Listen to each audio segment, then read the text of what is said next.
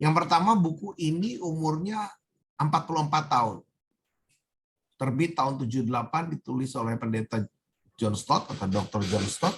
Kebetulan kami waktu tinggal di London dari tahun 92 sampai tahun 98, kami bergereja di mana beliau masih hidup dan waktu itu sudah menjadi pendeta emeritus di gereja All Souls at Langham Place di London. Bahkan sekarang karena itu saya diminta juga untuk membangun jaringan Langham Partnership di Indonesia. Ini akan datang rombongan dari Inggris dan dari Asia ke Indonesia pada bulan Juli, akhir Juli, untuk mulai mau mengestablish Langham Partnership. Dan Langham Partnership punya 3 kegiatan yang utama yang tidak bermaksud promosi, tapi adalah preaching, literatur, dan scholarship. Jadi very specific untuk hamba-hamba Tuhan yang memerlukan bantuan untuk S3, membaca buku, dan berkhotbah.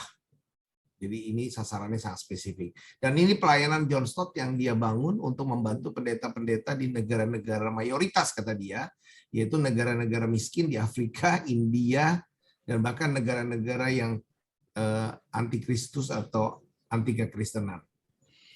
John Stott adalah salah satu teolog dan evangelis terkemuka di abad 20. Buku ini ditulis di pertengahan paruh kedua abad 20 yang ramai dengan kegiatan-kegiatan yang mungkin sudah berlalu di zaman ini.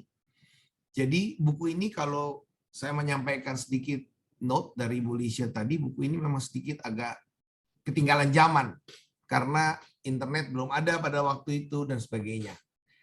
Dan yang menarik adalah John Stott orang yang mengemukakan satu konsep teologi yang menarik mengenai double listening, dan banyak sekali di-challenge oleh para teolog lain, termasuk muridnya sendiri seperti Alistair McGrath, yang memperdalam mengenai masalah double listening, yaitu mendengarkan dunia ini dan mendengarkan firman Tuhan secara serentak, secara stereo. Nah, buku ini justru mencoba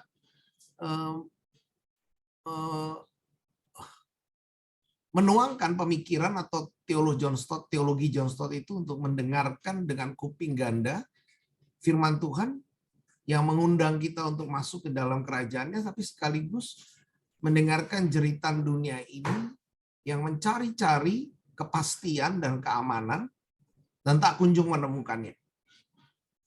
Jadi keseimbangan ini yang selalu dikejar oleh John Stott dalam berteologi dan dalam berkhotbah.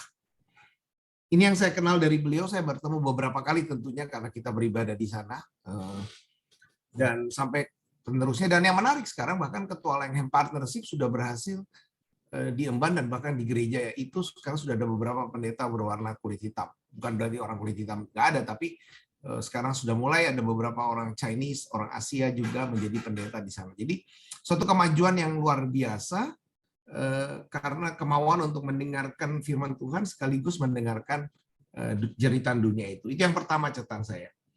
Kemudian terlepas dari relevansi pendengar dunianya, isinya secara keseluruhan sangat menarik buku ini, dan saya ingin mungkin saya tayangkan aja slide-nya, udah terlanjur siap juga, tapi mungkin saya nggak akan pergi semua halaman, dan kalau ada yang berminat nanti Arman mungkin akan membagikannya secara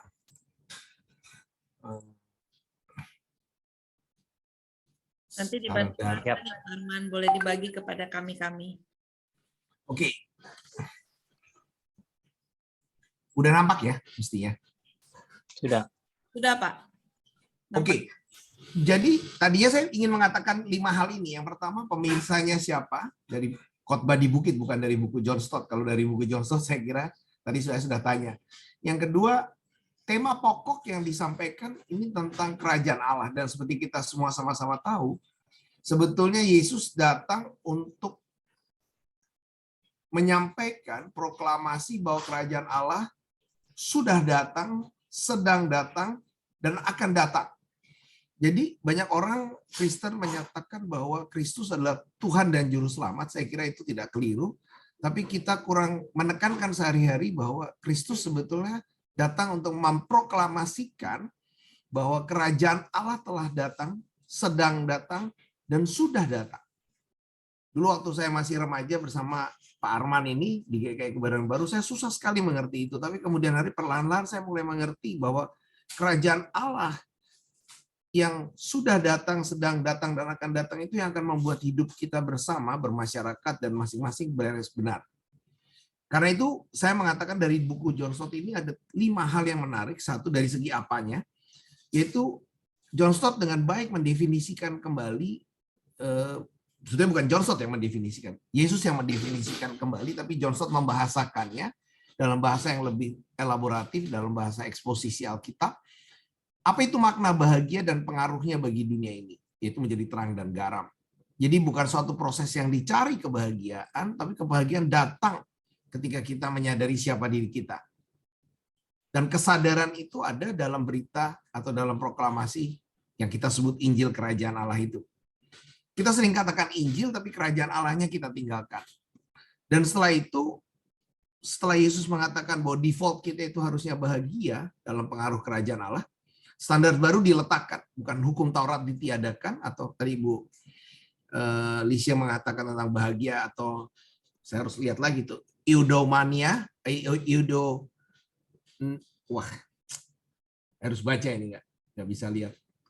Eudaimonia, saya akan mengatakan mengenai di kayu sune. Ada 6 hal di dalam khotbah di bukit tentang di kayu sune yang menarik. Kemudian tradisi hidup baru yang beribadah, persembahan, doa, dan puasa.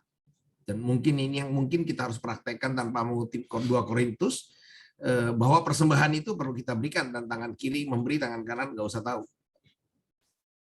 Yang berikutnya adalah ambisi dan relasi yang diperbarui. Ini yang menarik.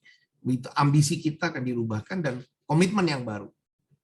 Nah, saya juga ingin mengakhirinya nanti dengan mengatakan bagaimana cara membaca, mempraktekkan, dan mengapa buku ini dan bukan buku yang lain. Saya kira ini saya akan lewati, nanti dibaca sendiri. Ini juga tadi Ibu sudah mengatakannya. Lalu, ini 6 perilaku tentang kebenaran dan keadilan yang kalau kita baca buku atau Alkitab mungkin nggak terlalu nggak terlalu terperhatikan. Saya ingin mengatakan 6 perilaku yang ditekankan oleh Yesus dalam khotbah di bukit ini adalah: 1, marah itu sama dengan membunuh. Saya suka ngeri itu kalau marah itu. Teman saya kemarin Ikhwan di sini mengatakan kalau membunuh sekali, kalau marah setiap kali sama orang yang sama. Jadi kita membunuh orang berkali-kali itu. Kemudian berzina sama dengan sudah sama dengan melirik dengan penuh birahi. Melirik aja itu saya kasih tanda kutip. Lalu bercerai itu harus diselesaikan dengan menghindarkan diri dari perceraian, antara lain dengan tidak menyediakan diri kita bagi orang yang sudah bercerai. Lalu bersumpah, ini juga menarik. Tadi pagi saya baca Amsal 12. Ini menarik sekali karena nggak usah bersumpah, jujur aja cukup. Kenapa mesti bersumpah? Kenapa kita mesti meningkatkan dirinya? Lalu membalas dengan batas. Mungkin orang bertanya kenapa membalas dengan batas ya. Begini, mata ganti mata itu sebetulnya membalas dengan batas. Kalau mata kita dirusak orang, kalau badan kita dipukul orang, kita nggak boleh membalasnya lebih daripada yang dirugikan. Jadi misalnya kita dipukul, kita hanya boleh mukul balik. Kalau kita dicungkil matanya, boleh cungkil balik. Tapi nggak boleh misalnya karena kita dipukul, kita bunuh orang itu. Jadi hukum perjanjian lama membatasi balasannya. Yesus meluaskannya dengan mengatakan membalas itu dengan kebaikan. Jadi bukan hanya dalam batas yang boleh, tapi bahkan tidak perlu membalas sama seperti itu, tapi membalikkan pembalasannya. Dan yang terakhir, mengasihi kawan itu hal yang biasa, tapi mengasihi semua kawan dan musuh, ini hal yang sesuai dengan standar kerajaan Allah. Bukan luar biasa, tapi ini standar kerajaan Allah. Dan saya banyak bicara dengan teman-teman Muslim sebetulnya, mengenai kata keadilan, karena banyak teman-teman Muslim mengaitkan terutama dengan adanya partai keadilan dan kesejahteraan. Banyak orang mengatakan kalau terjadi keadilan maka kita akan sejahtera, dan adil dan sejahtera bergandengan. Saya mengatakan keadilan akan datang kalau kebenaran dijalankan.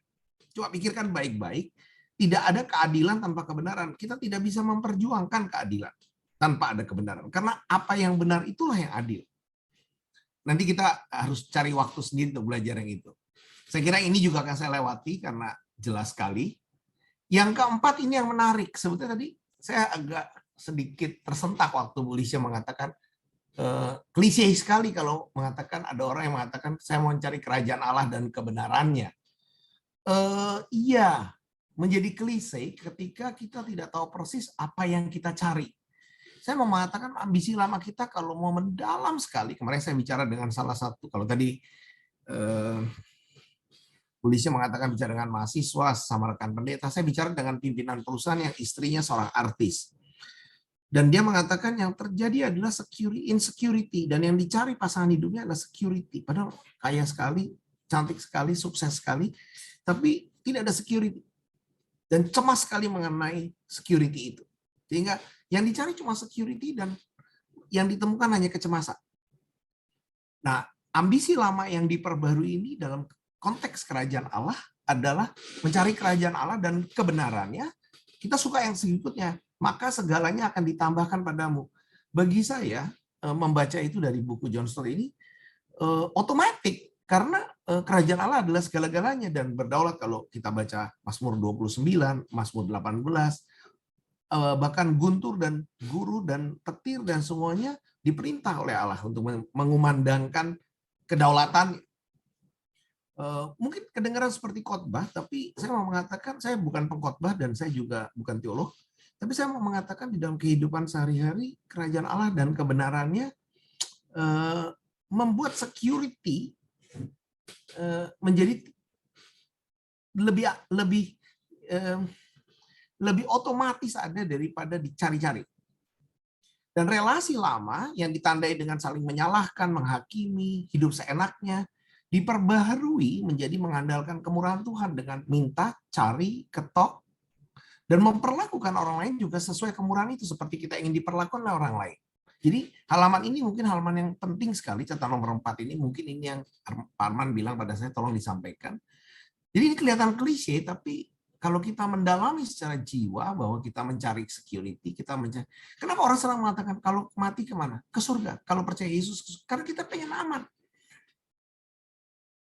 Kita tidak mencari rajanya, kita tidak mencari kerajaan Allahnya, kita mencari surga. Maka itu salah satu penulis yang lain, yaitu Dallas Willard dalam buku Divine Conspiracy, yang juga menulis tentang khotbah di Bukit Intisarinya, dia mengatakan banyak orang pengen ke surga, padahal tidak suka Tuhan.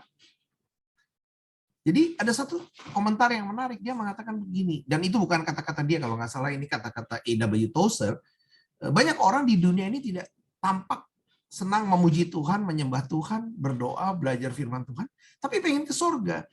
Pertanyaan yang mendasar, apakah orang ini kira-kira akan betah di surga nanti? Saya khawatir sekali katanya, nanti ketika sampai di surga juga nggak betah. Karena yang dicari bukan kerajaan Allah dan Sang Raja, tapi yang dicari adalah security. Bukan yang esensial. Dan ini memang masalah yang tersendiri di dalam khotbah di bukit yang kita perlu bahas. Dan karena itu saya tadi mengencourage sekali buku ini untuk diterbitkan kembali, walaupun mungkin catatan dari Bu Lisha penting sekali dicatat. Mungkin perlu dibeli prolog, mungkin perlu dibeli pengantar, mungkin perlu diberikan note studi yang lain, dan sebagainya. Yang terakhir saya kira saya nggak akan bahas, ini 5 catatan 5 saya mengenai komitmen baru. Komitmen itu masalah pilihan. Milih jalan sempit atau jalan lebar, milih nabi palsu atau milih menjadi murid Kristus, milih pengakuan. Nah ini yang menarik juga, ini juga hal yang menarik, karena ada orang yang mengaku-ngaku murid Kristus dan sampai di surga nanti katanya Yesus bilang nggak kenal siapa kamu. Menarik sekali karena mana ada yang Tuhan tidak kenal, tapi Tuhan bilang saya nggak kenal sama kamu. Dan kita akan shock sekali kalau kita sampai di surga satu hari dan Tuhan nggak kenal kita. Sampai ada orang yang sangat rendah hati, katanya sekali waktu ketika dia koma, sempat mengatakan saya, siapa gitu, Nancy atau siapa gitu, dia takut Tuhan nggak kenal dia. Ini beda sekali dengan realitas, dan ini yang mungkin Tuhan akan lihat nanti responnya. Dan yang terakhir tentu kita sangat familiar tentang rumah di atas batu karang ya. Kalau bahasa anak-anak lagunya Trust and Obey. Kunci dari semuanya adalah kuasa saya besarkan huruf kasih Yesus sebagai penutupnya. Nah, kenapa buku ini? Ringkasan saya pertama adalah kembali proklamasi kabar baik yang disampaikan Yesus semata-mata tentang kerajaan Allah ada di tengah-tengah kita. Untuk itu, Sang Raja Yesus perlu menyingkapkan perbedaan nyata antara realitas kerajaan Allah yang palsu yang kita anggap benar, hukum Taurat, kemakmuran, kesuksesan, kegagalan, kekhawatiran, dan yang asli dengan segala kebenaran dan keadilannya atau dikayusune tadi. yang mudah dimengerti tapi jauh dari jangkauan kita dan kekuatan kita untuk menjalaninya. Implikasi dari khotbah ini bagi kita tidak ada yang lain kecuali memikat, membuat kita terdorong untuk hidup tunduk pada aturan pemerintahan kerajaan Allah yang menakjubkan, menggairahkan, memberi harapan yang kokoh dan terjamin, tapi sekaligus yang kita sadari tidak ada kemampuan kita untuk memasukinya barang sedikit pun. Mungkin ini saya lewati, nanti kita bisa bicara dalam tanya jawab. Saya memberikan saran aja bagaimana belajar secara pribadi, dan terus terang kami dulu anak-anak remaja di GKI Kebaran Baru sama Arman dan ada beberapa teman di sini, kita mempelajari buku ini mungkin sekitar tahun 91 atau 90 sebelum saya berangkat ke Inggris dan bertemu dengan gereja All Souls. Kami merasa senang dan saya ingin menutupnya dengan bahkan membandel buku ini dengan buku lain terbitan Bina Kasih, yaitu kisah tentang saudara sekandung dari Elias Syakur. Dulu buku ini kami pakai juga untuk membahas buku Khotbah di Bukit, karena Romo Elias Syakur ini memang seorang Katolik, tapi dia menulis dengan baik kisah hidupnya, dan bukunya mudah dibaca, dan saya sudah tanya Pak Arman, memang terbitan Bina Kasih. Yang menarik, buku ini justru menyandarkan seluruh pemikiran Elias Syakur pada Khotbah di Bukit. Sejak dia kecil sampai dia dewasa, dan umurnya kira-kira seumur mertua saya masih ada, kalau nggak salah sekarang, lahir tahun 39. Jadi, these things are very interesting kalau bisa dibaca bersama, untuk menandakan tanda-tanda kehadiran kerajaan Allah. Dan ini judulnya pun menarik dari Kompasiana, saya kutip, dari Palestina, Abuna Elias Syakur masih berjuang dalam kemustahilan. Banyak orang mengatakan khotbah di bukit adalah sebuah kemustahilan. Tapi bagi saya memang tidak ada yang tidak mustahil.